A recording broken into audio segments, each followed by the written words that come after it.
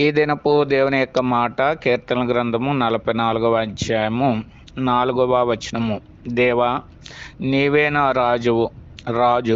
లోకంలో మనుషులకు రాజులు అనేక మంది ఉండవచ్చేమో కానీ దేవుడు మనకు రాజుగా ఉన్నప్పుడు మనము క్షేమాన్ని మేలును పొందేటటువంటి వారంగా ఉన్నాం.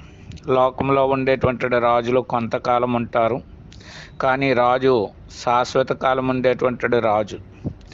ఎందుకంటే ఈయన గురించి వ్రాయబడినటువంటి మాట, రాజులకు రాజు, ప్రభువులకు ప్రభు అని వ్రాయబడినట్లు మనం చూడగలిగేటటువంటి వారంగా ఉంటాం. కాబట్టి లోకంలో ఉండే రాజులకైనా రాజు అన్నప్పుడు ఈ రాజు మనకు రాజుగా ఉంటే గనక మన జీవితంలో ఏ కొదువ లేకుండా, ఏ యొక్క కొరత లేనటువంటి జీవితం మనం పొందేటటువంటి వారంగా ఉంటాం. కాబట్టి ఈ సత్యాన్ని ఎరిగినటువంటి మనము మన జీవితంలో మనము కూడా ఆయనను రాజుగా కలిగి ఆయన ఇచ్చేటువంటి సంపూర్ణమైనటువంటి మేలు క్షేమం పొందుదుముగాక.